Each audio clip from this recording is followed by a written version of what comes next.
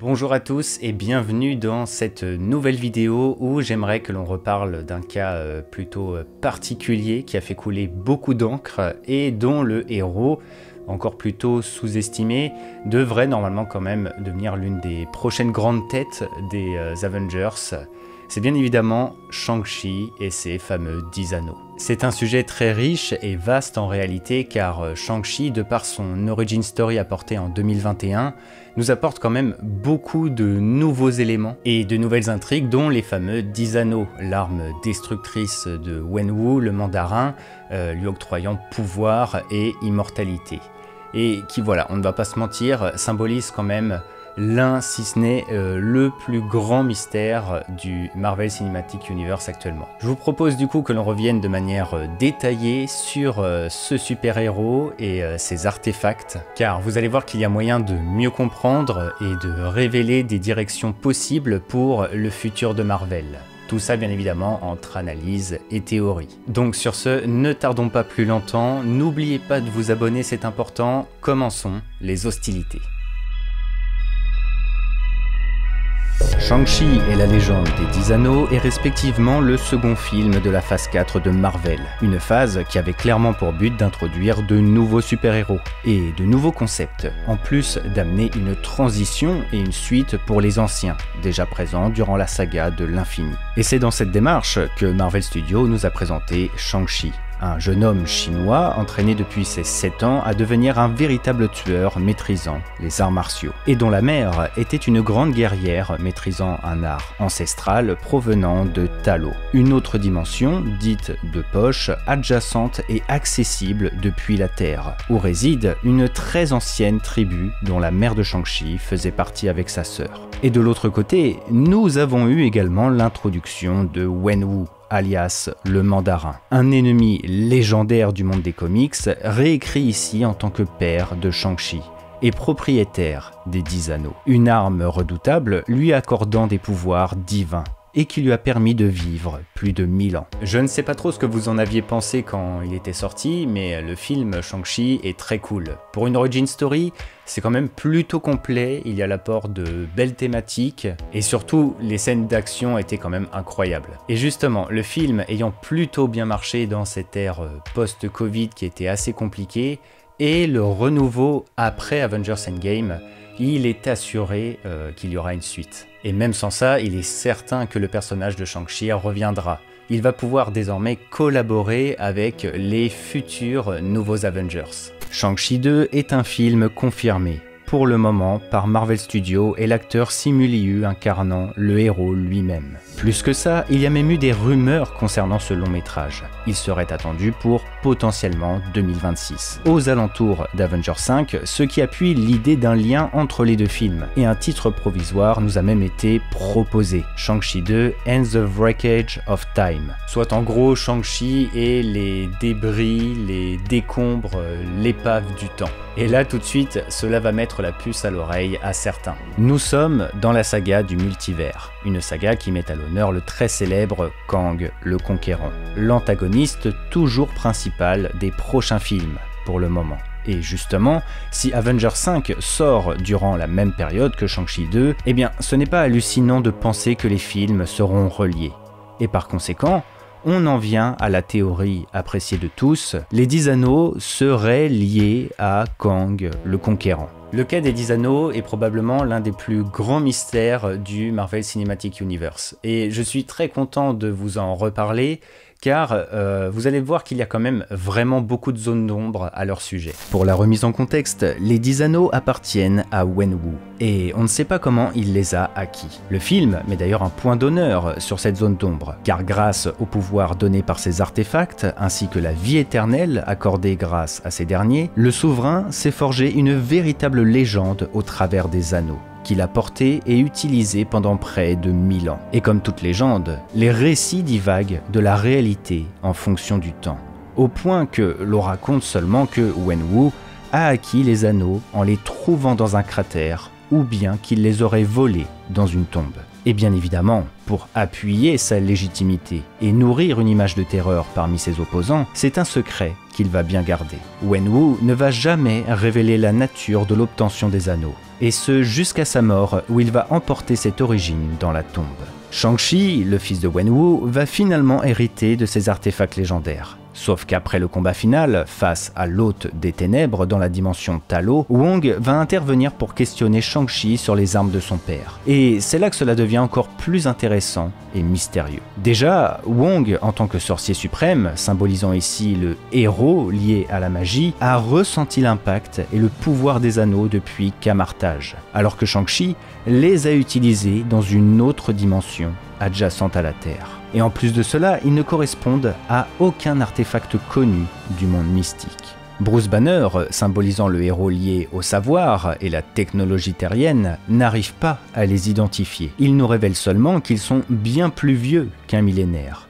Et Captain Marvel, fervente défenseuse de l'espace et experte en la matière, ne reconnaît ici aucune ressemblance avec une technologie ou un savoir extraterrestre. Mais pas que.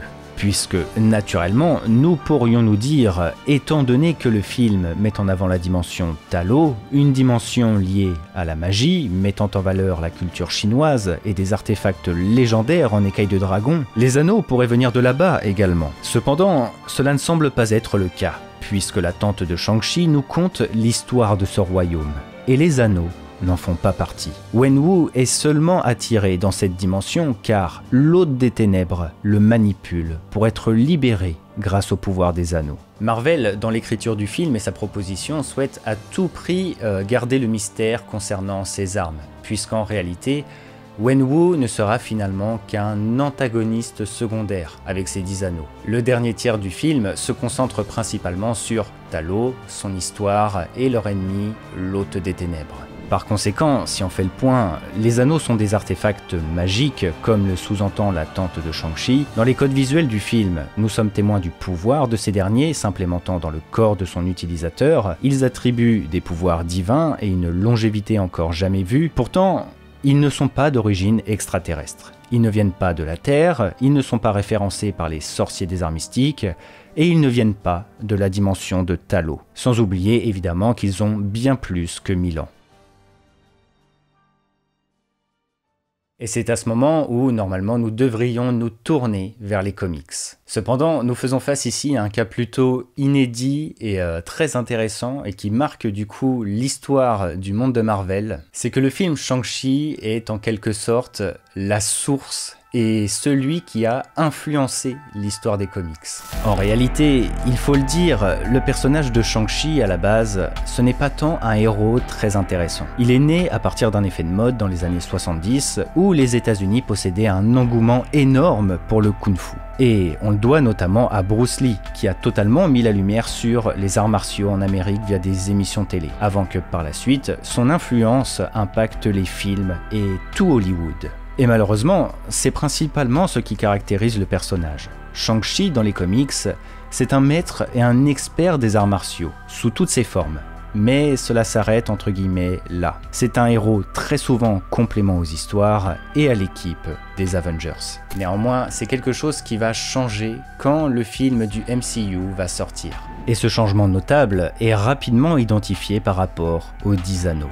À l'origine, les Ten Rings, ce sont de très vieux artefacts apparus en 1963 et qui appartiennent au très célèbre antagoniste, le Mandarin. Sauf qu'ils n'ont rien à voir avec ceux du film. Ces anneaux sont en réalité des bagues, avec chacune des pouvoirs élémentaires qui leur sont attribués. C'est à ce moment que le nom Makluan est ressorti. Car ce sont des artefacts issus de cette race cosmique et extraterrestre, dont le physique s'apparente à des dragons. Et petit détail qui a son importance, les Makluan, avec les 10 anneaux, se sont retrouvés à un moment donné sur la Terre, avant d'apparemment se faire tuer. Et c'est bien des siècles plus tard que le Mandarin va trouver les vestiges de ce vaisseau. Et donc, les fameux 10 anneaux, ou plutôt les 10 bagues, qui vont lui conférer de nouveaux pouvoirs. Personnellement, je pense que le film nous indiquant que Wenwu aurait peut-être, pourquoi pas, trouver les 10 anneaux dans un cratère. C'est une référence à justement cette origin story des comics avec les McLuhan. Étant donné que ces 10 anneaux, enfin plutôt ces 10 bagues, viennent de l'espace et ont fini par atterrir sur la Terre. Mais le film Shang-Chi va tout changer. Les 10 bagues étant des artefacts très similaires au concept de Thanos avec le gant de l'infini, on parle de pierres placées sur un gant et plus précisément au début des phalanges, sans oublier qu'elles ont chacune une particularité, un pouvoir différent, eh bien les concepteurs ont voulu retravailler l'identité des 10 anneaux pour les rendre vraiment uniques. Et pour ce faire, à partir de l'histoire des arts martiaux, ils vont s'inspirer des anneaux de fer. Des anneaux métalliques d'entraînement portés sur les poignets dans le but de renforcer les bras et les poings. Et via cette nouvelle identité, des nouveaux pouvoirs seront liés à ces anneaux. C'est ceux que vous avez vus dans le film. Et comme dit plus tôt, ces anneaux marqueront un véritable changement, puisqu'ils vont apparaître 1 an plus tard dans le monde des comics. C'est dans la saga Shang-Chi et les 10 anneaux, apparus en 2022, que tout va changer. Les 10 anneaux sont à l'origine un seul et unique anneau, appelé l'anneau de l'univers. Et c'est l'arme du dieu taoïste Neza. Dans cette histoire, nous retrouvons clairement l'influence du film, car Talo, qui s'apparente ici à une dimension divine où résident les plus grandes entités du folklore chinois, sont menacés par le ver de la désolation, semblable à l'hôte des ténèbres. Et c'est le dieu Neza qui va réussir à le vaincre, avant finalement d'être lui-même corrompu par le ver. Et il sera finalement battu par l'empereur de Jade, qui pour empêcher le retour du ver, va détruire l'anneau de l'univers qui va se diviser en plusieurs petits anneaux. Car oui, une différence notable dans cette histoire, et qui je pense nous pourrons retrouver dans les films, c'est que l'anneau de l'univers peut ouvrir des portails vers d'autres dimensions. Nous arrivons à un point où les films et les comics s'auto-alimentent entre eux en fonction de certains personnages. Et concernant les 10 anneaux, là est tout le mystère, car vont-ils vraiment adapter l'histoire du dieu Neza, qui lui-même s'inspire du film Shang-Chi? Bon, ce serait quand même un choix plutôt audacieux. Mais c'est là du coup que vous allez me dire, bah oui, mais Kang, au vu de la scène post-générique, au vu de l'âge des 10 anneaux, au vu de la date de sortie potentielle de Shang-Chi 2, et au vu du titre provisoire de Shang-Chi et les débris / épaves du temps, bon, bah c'est forcément lui. Eh bien, c'est une question et un raisonnement très intéressant dont nous devons parler. Kang, pour qu'on soit tous sur la même longueur d'onde, c'est un scientifique du 31e siècle qui a maîtrisé sous toutes ses formes le voyage dans le temps, au point d'impacter l'histoire dans son ensemble. Et son voyage le plus marquant est lorsqu'il a atterri par erreur au 41e siècle. Une époque si avancée qu'il a pris le pouvoir là-bas et s'est façonné un équipement encore jamais vu dans le monde de Marvel. Naturellement, étant donné le manque d'options restantes par rapport aux 10 anneaux et l'arrivée prochaine d'Avengers 5 qui annonce clairement la couleur avec l'avènement de Kang et ses nombreux variants, sans parler également qu'il y avait 2 ou 3 leaks je crois qui mentionnaient l'idée que les anneaux pouvaient possiblement être liés à Kang ou l'un de ses variants, eh bien c'est tout à fait compréhensible que l'on puisse penser ceci. Surtout qu'il y a un détail concernant les 10 anneaux qui enflamme les théories, c'est que comme je vous ai dit, les légendes mentionnent que Wenwu a possiblement trouvé les anneaux dans un cratère. Référence pour moi ici aux McLuhan dans les comics. Mais il y a aussi la mention qu'il les a potentiellement volés dans une tombe. Mais dans ce cas, la tombe de qui? Eh bien pour certains, c'est possiblement l'idée que les anneaux sont l'œuvre de Ramatut, l'une des célèbres identités de Kang le Conquérant au travers de son histoire, présentée dans Quantumania en tant que variant. Et pour rappel, Ramatut, c'est le moment où Nathaniel, avant de devenir Kang le Conquérant, va s'ériger en tant que pharaon égyptien avec sa technologie futuriste. Et dans les comics, pour revenir dans le présent, eh bien il va s'endormir dans un tombeau pendant 5000 ans. Moi personnellement, je ne suis pas contre un lien avec Kang le Conquérant. Au contraire, cela permettrait de rajouter une raison de lier Shang-Chi avec les autres membres d'une future équipe Avengers, mais également de légitimer, pourquoi pas, l'arrivée d'un Kang ou d'un variant, en plus bien évidemment de nous montrer encore une fois l'impact que l'antagoniste a sur l'histoire du monde de Marvel dans sa globalité, comme on nous l'a déjà montré à plusieurs reprises par le passé. Cependant, ce n'est pas si simple. Il y a des arguments contradictoires qui pèsent quand même plutôt lourd dans la balance. Et le premier problème, c'est que les anneaux sont clairement des artefacts de pouvoir liés à la magie. Et ça, c'est déjà un argument de taille énorme, car Kang n'est en aucun cas lié à la magie. Et bien au contraire, la profonde essence du personnage, c'est qu'il est un scientifique du futur avec une technologie inédite issue du 41e siècle. Rappelez-vous de Loki, Mobius nous avait bien précisé qu'il n'y avait aucune magie dans le TVA. Et c'est un détail fort repris de l'histoire de l'antagoniste dans les comics. Ensuite, Shang-Chi est un film qui a pour but de mettre en lumière la culture chinoise sous tous ses aspects. Les anneaux eux-mêmes sont une inspiration des anneaux de fer issus de l'entraînement des arts martiaux chinois. À noter qu'ils sont utilisés principalement pour un style d'art martial qui remonte au XVIIe siècle. Si Kang est le créateur et le propriétaire des anneaux, je pense que ce serait un peu maladroit par rapport à la culture chinoise. En revanche, cela démontrerait l'impact de Wenwu sur l'histoire, car de son côté, lui ayant plus de 1000 ans, cela veut dire qu'il est le premier à avoir amené ce concept d'anneau, avant que les anneaux d'entraînement, eux, apparaissent vers le XVIIe siècle. Mais bon, nous allons revenir sur Wenwu un peu plus tard. Enfin, Rama-Tut, c'est l'un de mes plus grands souhaits de voir les traces de son passage dans l'univers des films, comme cela avait été potentiellement taquiné dans Moon Knight. Néanmoins, cela ne colle pas vraiment à ce que nous apporte Shang-Chi, pour les raisons données auparavant, mais également en termes de géographie. Rama-Tut est complètement lié à l'Égypte et la période de moins 2000 avant JC. Et Wenwu est quant à lui relié à la Chine et durant le Moyen-Âge. Ce n'est que lorsqu'il découvrit les anneaux dans son pays que Wenwu a commencé à étendre son organisation, nommée elle aussi les 10 anneaux, à travers le monde entier. Et pour moi, le point intéressant, c'est justement cette organisation.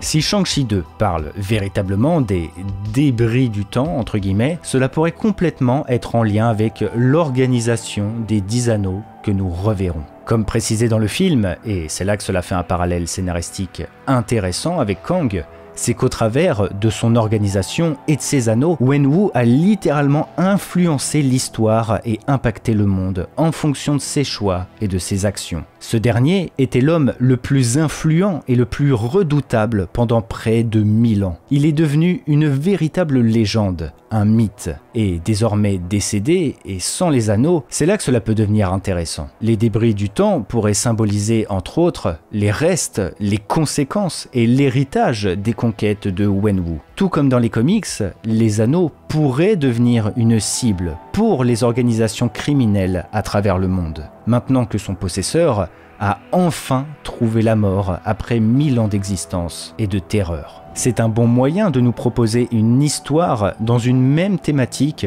que celle de Kang le Conquérant sur une plus petite échelle. Wenwu a atteint l'immortalité. Il s'est érigé en conquérant avec un pouvoir trop élevé pour ses opposants, et a influencé et dirigé l'histoire du monde à sa guise pendant près d'un millénaire. On resterait du coup bien dans le délire de la saga du multivers, et Shang-Chi, comme malheureusement beaucoup d'histoires liant à la fois le père et le fils, devrait faire face au péché de son père. Et enfin, il faut que l'on termine sur un point important et qui pour moi peut orienter la suite concernant Shang-Chi. Il y a une construction dans l'histoire du film que j'aime beaucoup, c'est que Wenwu a conquis le monde entier. Et pour continuer son œuvre du coup, l'étape suivante, c'était les dimensions. Et c'est là qu'il a commencé à s'intéresser à Ta Lo. Les dimensions, c'est une véritable section importante de l'univers Marvel.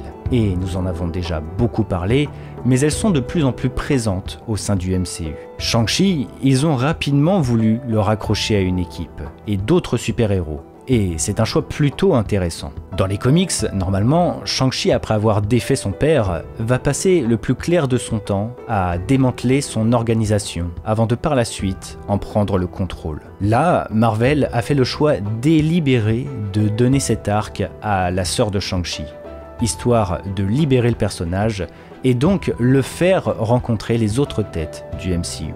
Et parmi ces têtes, nous retrouvons Wong, le sorcier suprême actuel en quête de compréhension des 10 anneaux. Les sorciers de Camartage ont un but précis, défendre la Terre face aux menaces extradimensionnelles. Et si Wong est intervenu, c'est justement parce que les anneaux ont été ressentis depuis une autre dimension, avant d'envoyer un signal vers on ne sait où. En réalité, je vous fais part de mes perceptions, mais je trouve que relier Wong et Shang-Chi en dit beaucoup plus que cela en a l'air. En fait, Shang-Chi, Talos, les 10 anneaux, ce sont tous des éléments qui collent parfaitement au lore de Doctor Strange. En soi, les 10 anneaux, ce sont une relique. Bien qu'inconnus de Camartage, ils cochent toutes les cases de la définition apportée par Mordo.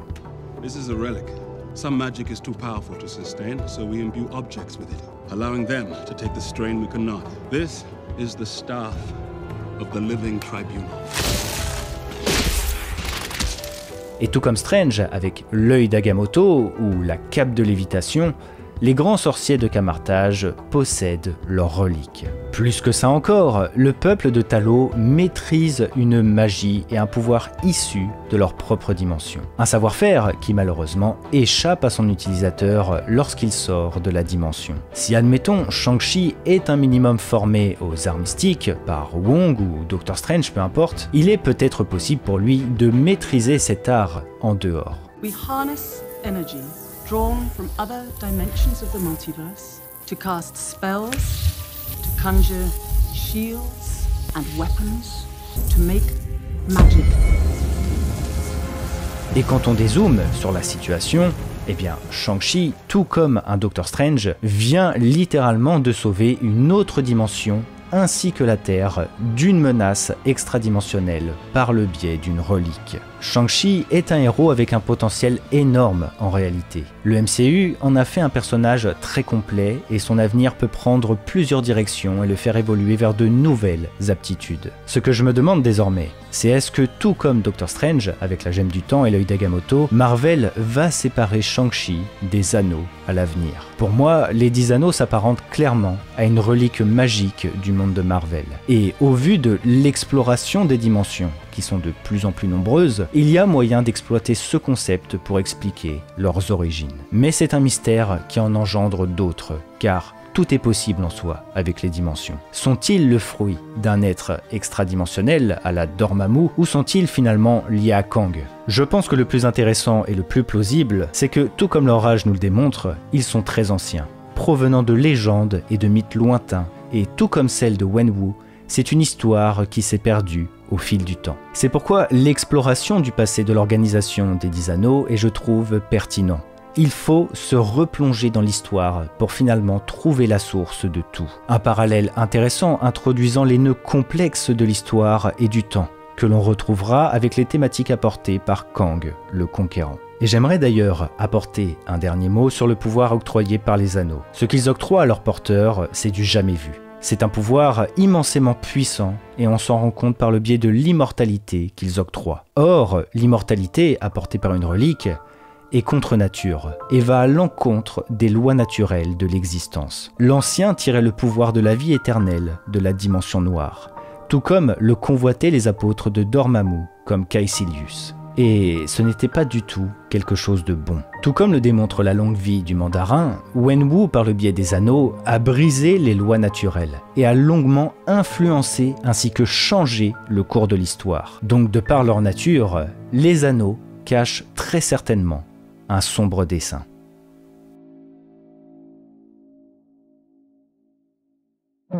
Et nous allons nous arrêter ici. Il n'y a actuellement pas de réponse claire concernant les 10 anneaux. Tout est possible. Et le gros mystère restera quand même cette fameuse balise qui envoie un signal vers on ne sait où. Mais personnellement, je pencherais bien quand même pour une réponse liée aux dimensions, voire un univers alternatif. Mais à vous de me dire votre avis en commentaire. Dans tous les cas, je vous partage comme toujours ma vision personnelle des choses, mais je pense qu'il sera intéressant de voir Shang-Chi exploiter pleinement le pouvoir des 10 anneaux dans un film Avengers 5 par exemple, avant que par la suite, via son second film à lui, on nous mette la lumière enfin sur l'origine des 10 anneaux, et donc potentiellement par la suite les lui enlever. Mais il aura eu le temps de bien les utiliser comme Strange avec la pierre du temps. En attendant, je vous remercie d'avoir regardé cette grosse vidéo jusqu'ici. N'hésitez pas à laisser un petit pouce bleu et à vous abonner à la chaîne, c'est très important. J'espère comme toujours vous avoir diverti et surtout vous avoir apporté un peu de savoir concernant l'univers Marvel. Je vous dis à bientôt, c'était Argorok. Allez, ciao tout le monde.